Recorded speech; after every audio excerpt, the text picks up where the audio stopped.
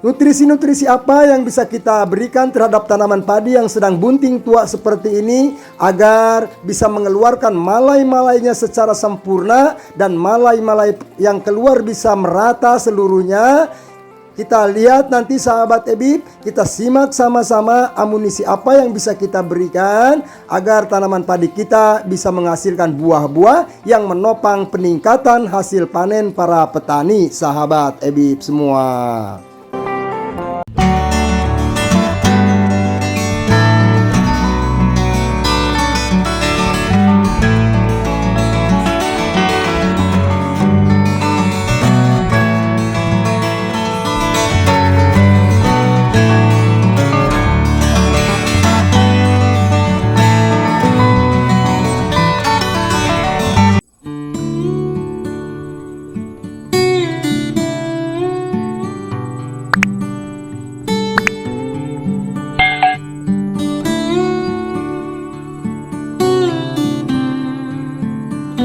Assalamualaikum warahmatullahi wabarakatuh. Halo sahabat Ebif, selamat berjumpa kembali bersama channel Eko Budi YouTube Farm. Channelnya inspirasi petani, channelnya tempat berbagi serta share pengalaman seputar budidaya tanaman padi. Bagaimana kabar sahabat Ebif semua? Mudah-mudahan kita selalu diberikan kesehatan, juga kekuatan, sehingga kita bisa menjalankan aktivitas kita sehari-hari dalam keadaan badan yang sehat, juga jiwa yang kuat. Amin ya robbal alamin. Tanaman padi yang sahabat Ebif lihat di video kali ini adalah tanaman padi jenis padi galur CL Mas yang hari ini tepat berusia 54 hari setelah tanam. Di mana pada usia 54 hari ini tanaman padi CL Mas sedang berada pada masa bunting tua. Ketika tanaman padi memasuki masa bunting tua ditandai dengan batang-batang yang ada pada setiap rumpun padi ini semuanya sudah menggelembung. Hampir di atas 95% batang-batang padi ini sudah terdapat malai-malai di dalamnya. Padi-padi ini sudah nampak buncit sahabat Ebif. Ini yang menandakan tanaman padi kita sudah memasuki masa bunting tua dan siap untuk mengeluarkan malai-malainya. Selain itu, padi bunting cirinya juga tanaman padi ini batangnya nampak lebih keras, lebih kuat sahabat Ebif, karena di dalamnya tertopang oleh calon-calon malai yang ada di dalam perut-perut batang padi ini. Ciri yang lain ketika tanaman padi kita sudah memasuki masa bunting tua ditandai dengan sudah adanya 1-2 batang tanaman padi yang mengeluarkan malai-malainya. Nah, seperti ini sahabat Ebif. Ini salah satu tanda tanaman padi kita sudah memasuki masa bunting tua. Malai yang keluar terlebih dahulu ini terjadi pada tanaman padi yang pertumbuhannya lebih cepat dibandingkan padi-padi yang ada di sekitarnya. Namun ini keadaan yang normal sahabat Ebif. Ini merupakan tanda-tanda seperti sahabat Ebif lihat tanaman padi memasuki masa bunting, di mana sebagian besar lebih dari 95% tanaman padi sudah menggelembung batangnya. Di dalamnya sudah terdapat calon-calon malai yang akan dikeluarkannya ke depan sahabat Ebif. Sahabat Ebif semua, pada saat padi mengalami masa bunting tua, tentu saja akan memerlukan energi yang cukup besar agar bisa mengeluarkan malai-malainya secara maksimal dan tentu saja secara sempurna. Untuk itu, asupan nutrisi yang sesuai pada masa seperti ini tentu dibutuhkan agar energi yang didapatkan oleh tanaman padi dapat kita berikan melalui asupan nutrisi-nutrisi penting, nutrisi yang sesuai pada masanya, sehingga tanaman padi ini kedepannya akan dapat menghasilkan malai-malai padi yang banyak dan juga malai-malai padi akan keluar secara merata atau serempak sahabat Ebif.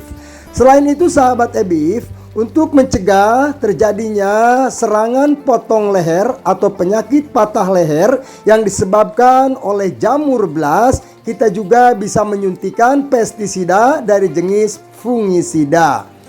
Baik sahabat Ebif semua, Nutrisi-nutrisi apa yang bisa kita berikan terhadap tanaman padi yang sedang bunting tua seperti ini agar bisa mengeluarkan malai-malainya secara sempurna dan malai-malai yang keluar bisa merata seluruhnya?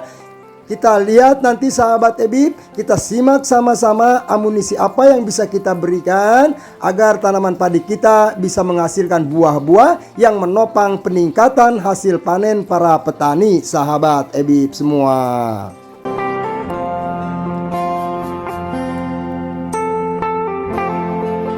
Namun sebelum kita melihat dan mengetahui amunisi apa yang bisa kita gunakan untuk tanaman padi di masa bunting tua seperti ini, tak lupa kepada sahabat Ebif yang baru melihat dan berkunjung di channel Eko Budi YouTube Farm ini, silakan dibantu dengan menekan tombol subscribe-nya, tekan pula tombol like-nya. Silakan sahabat Ebib juga bisa membagikan video ini kepada sahabat-sahabat petani yang lain agar lebih bermanfaat dan dapat membantu bagi para petani yang lainnya.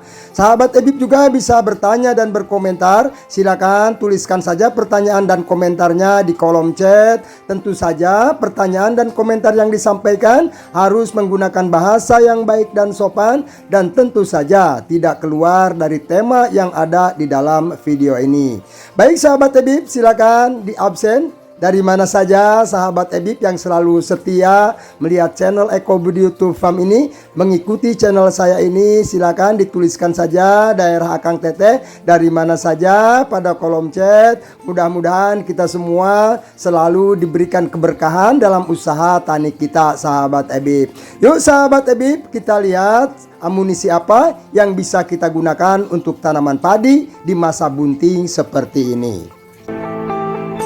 Di saat tanaman padi berada pada masa bunting tua seperti ini, tentu saja unsur hara kalium dan fosfat sangat dibutuhkan untuk menopang proses pembuahannya. Salah satu nutrisi yang bisa kita berikan, contohnya pupuk monokalium fosfat. Pupuk monokalium fosfat bisa kita berikan, salah satunya merek dagangnya MKP Pak Tani. Produk MKP Pak Tani ini mengandung dua unsur hara penting, yaitu kalium dan fosfat yang cukup tinggi. Kalium dibutuhkan untuk membantu mempermudah proses penyebaran unsur hara atau makanan yang sudah diolah oleh daun-daun tanaman padi kita melalui proses fotosintesis, dan hasilnya akan disebarkan ke seluruh bagian tubuh tanaman padi. Kemudian peran fosfat pada tanaman padi yang sedang bunting tentu saja akan merangsang mempercepat proses pembungaan dan pembuahan sahabat Ebif. Nutrisi yang kedua yang dapat kita berikan terhadap tanaman padi yang sedang bunting seperti ini adalah pupuk yang mengandung unsur hara mikro. Pupuk mikro dibutuhkan oleh tanaman padi untuk membantu proses percepatan penyerapan unsur hara kalium dan fosfat yang diberikan dari pupuk MKP tadi. Salah satu pupuk mikro yang bisa kita berikan contohnya dengan merek dagang Java Green. Produk Java Green ini kandungannya pure adalah pupuk mikro yang lengkap. Sekali lagi, pupuk mikro dibutuhkan untuk membantu proses percepatan penyerapan unsur hara kalium dan fosfat yang sudah kita berikan. Jadi antara pupuk MKP dan Java Green ini sangat ideal jika kita sandingkan dan kita aplikasikan pada saat tanaman padi bunting seperti ini. Nutrisi yang ketiga ini masih pupuk mikro. Walaupun kandungannya sudah ada di dalam produk Java Green, namun untuk lebih banyak lagi kita bisa menambahkan pupuk yang mengandung unsur hara boron. Pupuk mikroboron ini berfungsi untuk pembelahan dinding sel agar proses keluarnya malai dapat keluar secara maksimal dan merata sehingga tidak terjadi yang namanya malai terjepit sehingga tanaman padi malai-malainya sulit untuk keluar. Dengan memberikan asupan pupuk boron seperti ini, insya Allah malai-malai padi dapat keluar dengan sempurna dan merata sahabat Ebif. Untuk mengantisipasi dan mencegah terjadinya serangan jamur blas pada malai-malai padi, kita bisa mengaplikasikan fungisida yang bekerja secara sistemik, yang tentu saja diharapkan agar malai-malai padi yang terbentuk tidak terjangkit dan terkontaminasi jamur blast yang bisa menyebabkan patah leher pada setiap buah-buah padi yang terbentuk pada malai-malainya. Salah satu contoh produk yang kita gunakan untuk mengantisipasi terjadinya serangan patah leher pada malai-malai padi ini dengan merek dagang Explore. Produk Explore berbahan aktif difenoconazole, di mana bahan aktif difenoconazole ini bekerja secara sistemik, bisa masuk ke dalam jaringan tubuh tanaman padi sehingga bisa melindungi tanaman padi kita daripada kontaminasi serangan spora-spora jamur yang bisa menyebabkan blast, sehingga tidak terjadi potong leher atau patah leher pada setiap malai padi yang terbentuk, sahabat EBIF. Baik sahabat EBIF, berapa saja dosis yang dapat kita gunakan untuk setiap amunisi yang sudah saya jelaskan tadi? Yuk kita simak videonya baik-baik. Namun tak lupa bagi sahabat EBIF, sekali lagi yang belum menekan tombol subscribe-nya, silakan ditekan dulu tombol subscribe-nya. Saya ucapkan banyak-banyak terima kasih kepada sahabat EBIF yang sudah menekan tombol subscribe-nya dan juga yang sudah menekan tombol like-nya. Semoga amal Akang Teteh dilipat gandakan pahalanya oleh Allah Subhanahu wa Ta'ala, dimudahkan segala urusannya, dilimpahkan rezekinya, amin ya robbal alamin. Baik sahabat EBIF, kita lihat berapa saja dosis yang dapat kita gunakan untuk setiap amunisi yang saya jelaskan tadi, sahabat EBIF.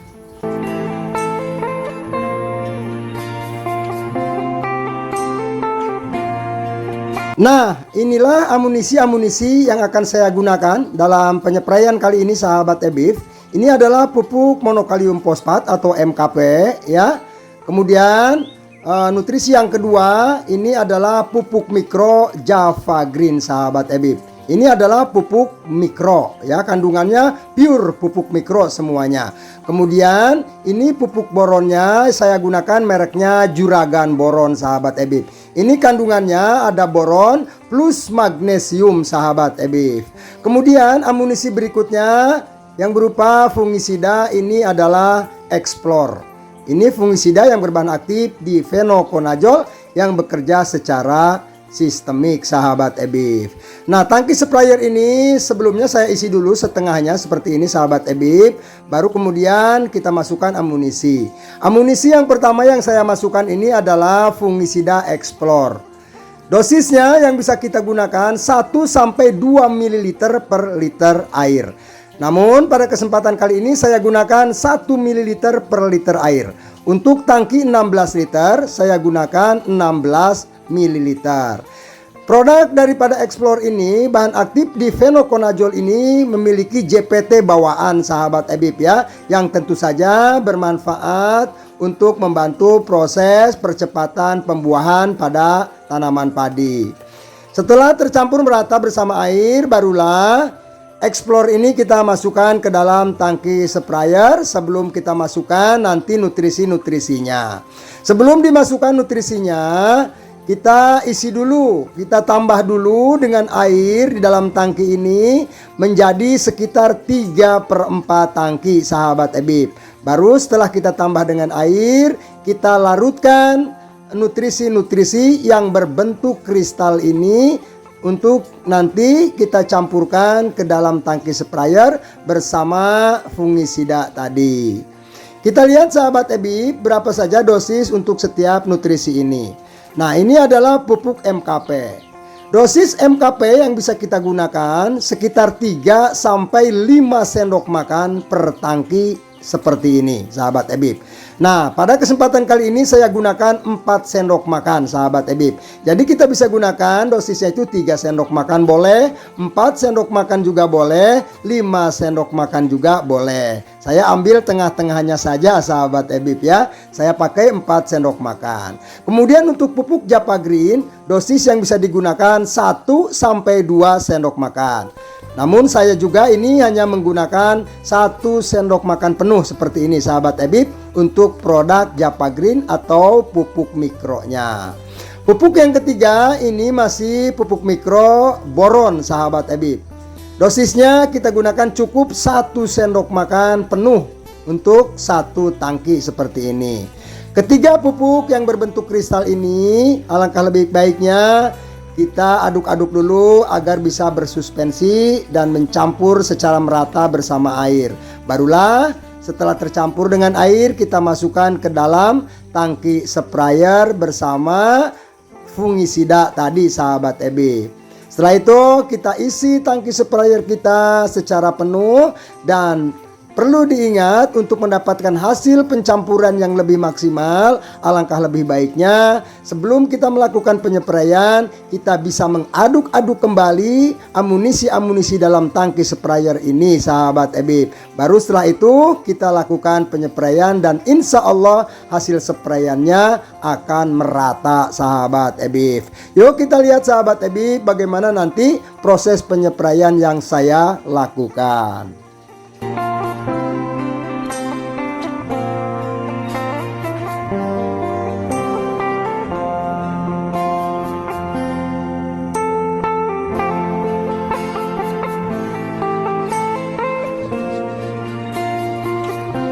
Waktu penyepraian yang saya lakukan ini sekitar jam 7.30 pagi sahabat Ebib, di mana sinar matahari sudah mulai menyinari daripada tanaman-tanaman padi kita serta embun-embun yang menempel pada daun-daun padi sudah mulai mengering.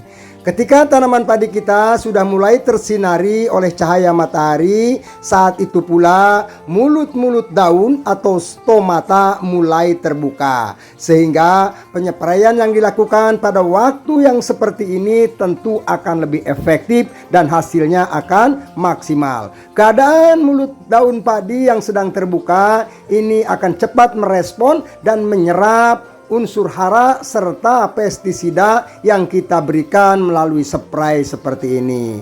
Penyepraian nutrisi sangat dianjurkan jika bisa dilakukan di pagi hari. Catatan cuacanya mendukung sahabat Ebif ya. Dalam artian bukan tidak bisa dilakukan di sore hari. Namun agar mendapatkan hasil yang lebih maksimal dan efektif, jika cuacanya sangat memungkinkan, penyepraian nutrisi-nutrisi ini yang kita lakukan di pagi hari hasilnya tentu akan lebih baik sahabat Ebif. Baiklah sahabat Ebif, mudah-mudahan informasi yang saya bagikan melalui video kali ini bisa membantu dan bermanfaat. Semoga hasil tani kita bisa mendapatkan hasil yang sesuai dengan ekspektasi dan harapan kita. Dan tentu saja semua usaha yang kita lakukan insya Allah dapat memberikan yang terbaik bagi kita sebagai petani sahabat Ebib.